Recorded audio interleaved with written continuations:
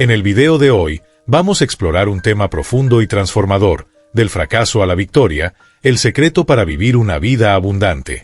Muchas veces se nos lleva a pensar que la prosperidad se limita a acumular bienes y comodidad, pero ¿es eso todo? ¿Y si la prosperidad fuera una herramienta divina para algo mucho más grande? Reflexionemos juntos sobre cómo podemos alinear nuestra abundancia con el propósito de Dios, impactando positivamente la vida de las personas a nuestro alrededor. Uno de los pilares de este concepto es el diezmo. Cuando devolvemos a Dios una parte de nuestros recursos, reconocemos su soberanía y declaramos nuestra confianza en su provisión. Pero, ¿realmente entendemos el poder de esta práctica? No se trata solo de una contribución financiera, es un acto de fe que demuestra que Dios ocupa el primer lugar en nuestras vidas. Además, es una oportunidad para utilizar los recursos que Él nos ha dado para hacer el bien y expandir el reino de Dios. Antes, algunos creían que la pobreza era una señal de virtud espiritual. En Corea, por ejemplo, se predicaba que la pobreza era una bendición, mientras irónicamente se solicitaban contribuciones constantes a los fieles. Esto me incomodaba profundamente. Cuando me convertí en pastor, decidí trabajar en una comunidad extremadamente pobre. Allí, vi a niños desnutridos y familias que apenas tenían para comer. Fue en este entorno de sufrimiento donde me di cuenta de algo crucial: la pobreza no es una bendición de Dios. Al releer la Biblia, comprendí que Dios creó el mundo en abundancia. En el jardín del Edén no había privaciones, todo era perfecto. La pobreza, tal como la conocemos hoy, es una consecuencia del pecado. Sin embargo, Cristo vino al mundo para rescatarnos no solo de la esclavitud del pecado, sino también de la maldición que éste trajo, incluida la pobreza. En Galatas capítulo 3 versículo 13 nos recuerda que Cristo nos liberó al hacerse maldición por nosotros. Él cargó en sí mismo todas las consecuencias del pecado para que podamos vivir en libertad y plenitud. Algunos justifican su pobreza diciendo que Cristo fue pobre, pero la Biblia nos enseña algo diferente. En 2 Corintios capítulo 8 versículo 9, leemos que Cristo, siendo rico, se hizo pobre por amor a nosotros, para que, por medio de su pobreza, podamos llegar a ser ricos. Esta riqueza no es solo material, sino también espiritual y emocional. Es un llamado a vivir en abundancia, usando nuestros recursos para ayudar a los demás y glorificar a Dios. Cuando entendemos que la prosperidad tiene un propósito mayor, nuestra visión sobre la riqueza cambia completamente. No se trata de acumular, sino de transformar. Es sobre equilibrar la búsqueda de recursos materiales con la intención de hacer el bien. ¿Cómo podemos aplicar esto en nuestras vidas? ¿Qué pasos podemos dar hoy para alinear nuestra prosperidad con los planes de Dios? Ahora te invito a reflexionar. ¿Qué has hecho con los recursos que Dios te ha confiado? ¿Cómo podemos usar nuestra abundancia para bendecir a otras personas y transformar el mundo a nuestro alrededor? Descubramos juntos cómo aplicar estos principios en el día a día, desarrollando una mentalidad de prosperidad con propósito. Al final, prosperar es más que enriquecer, es vivir de manera que nuestras vidas reflejen la generosidad y el amor de Dios. Cristo desea que sus hijos sean prósperos, pero muchos no experimentan esta promesa porque no la reclaman por fe. Esto nos recuerda la historia de un joven inglés que, en busca de riqueza, partió hacia los Estados Unidos.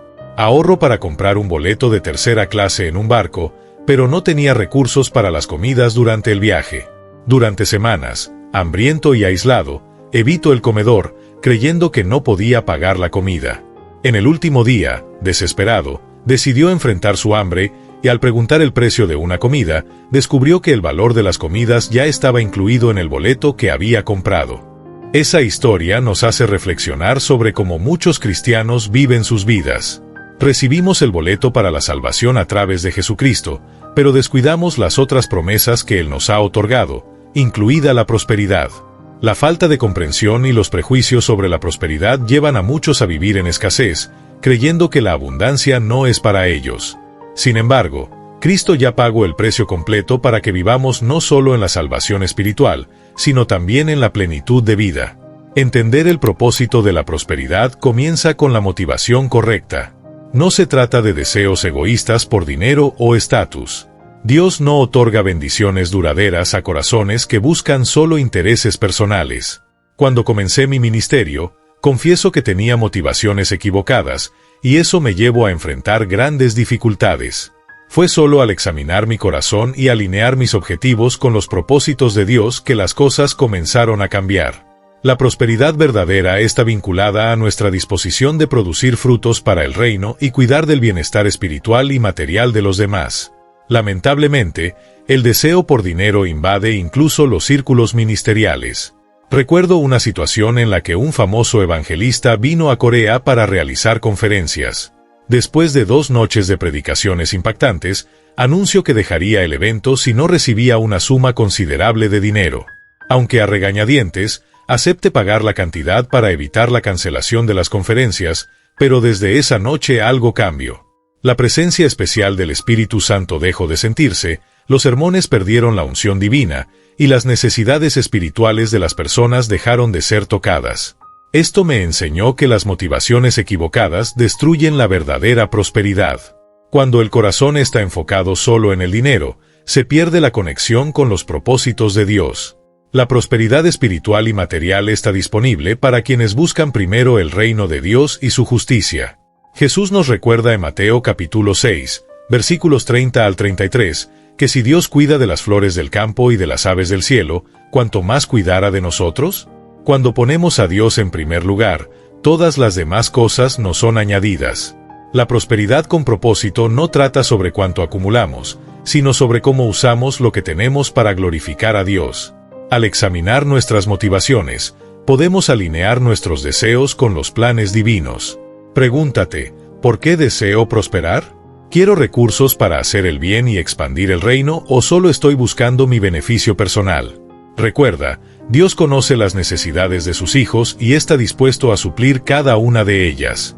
Sin embargo, Él nos llama a priorizarlo sobre todo y a ser canales de bendición para los demás. Por lo tanto, al buscar prosperidad, mantén el corazón alineado con el propósito de Dios. Sé fiel en los pequeños recursos, reconociendo que cada bendición tiene un propósito mayor.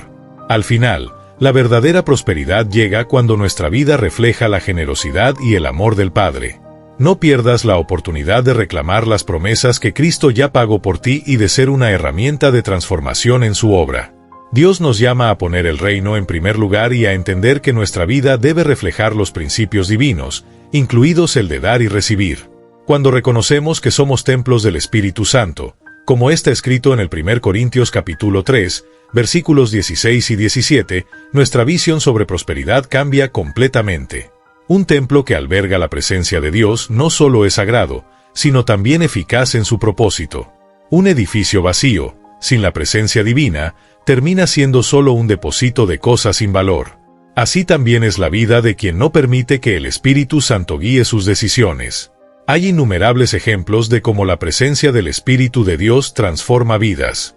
Un empresario, conocido por su fidelidad, nunca tomaba decisiones importantes sin antes orar intensamente.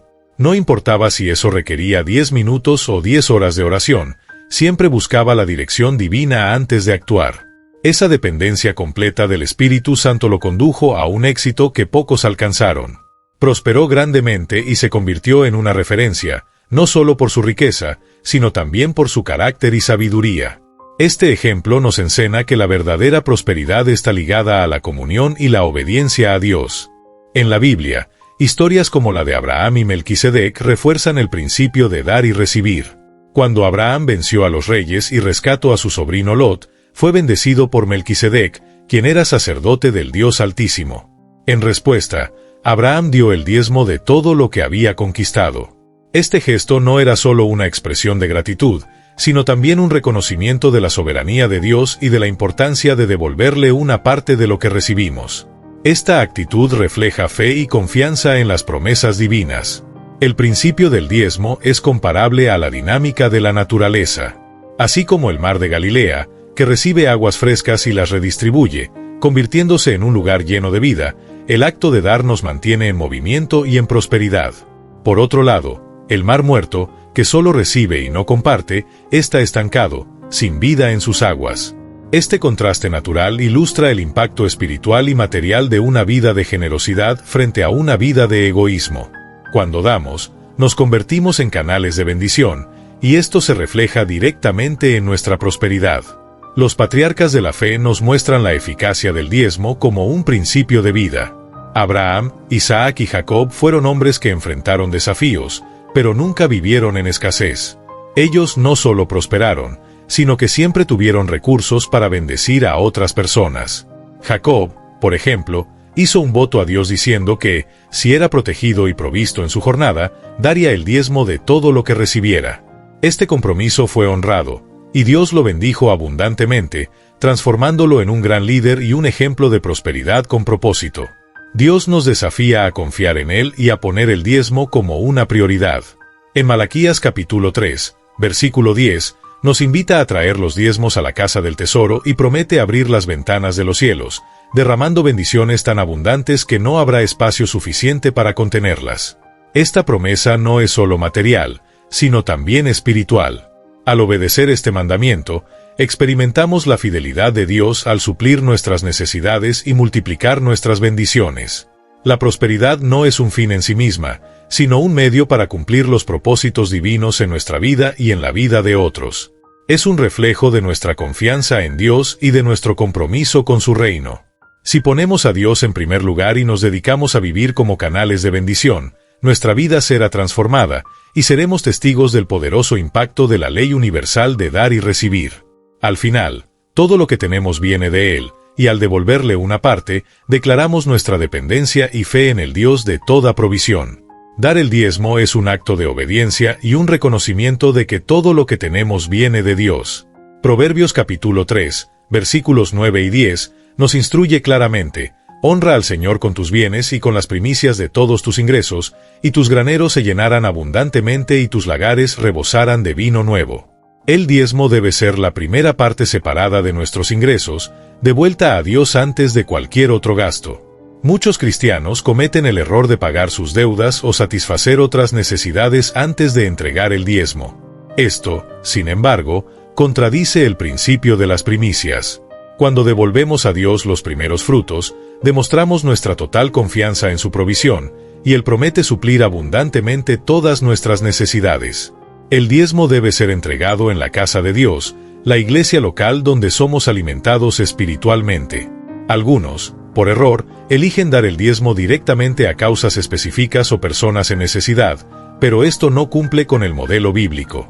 Abraham nos dio un ejemplo claro cuando devolvió el diezmo a Melquisedec, el sacerdote del Dios Altísimo, y fue a través de este sacerdote que recibió la bendición divina.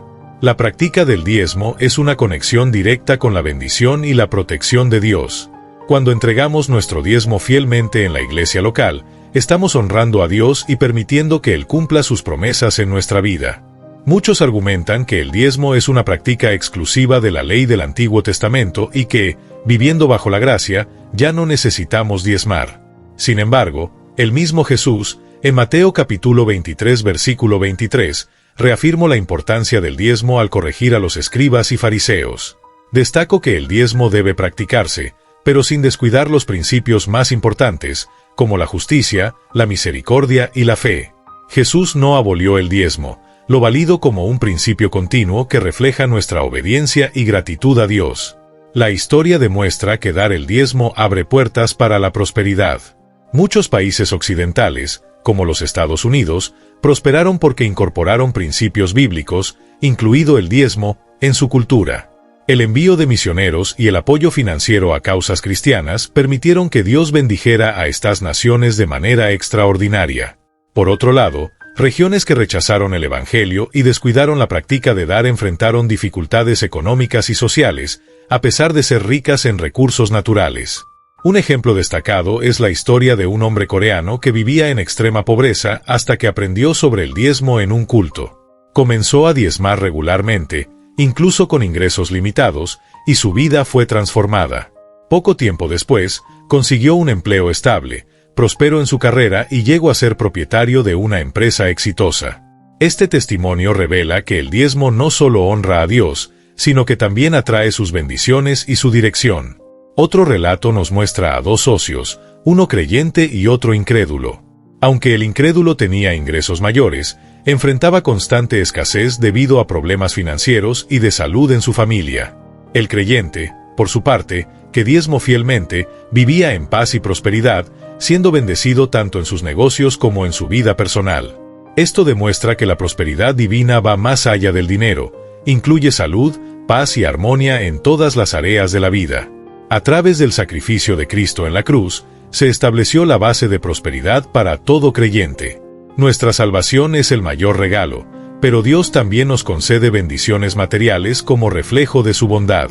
El diezmo es una llave para acceder a estas bendiciones, pero requiere obediencia y fe.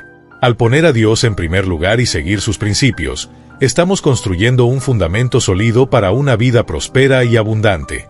Finalmente, Efesios capítulo 3, versículos 20 y 21, nos recuerda que Dios es poderoso para hacer infinitamente más de lo que pedimos o pensamos, según el poder que opera en nosotros.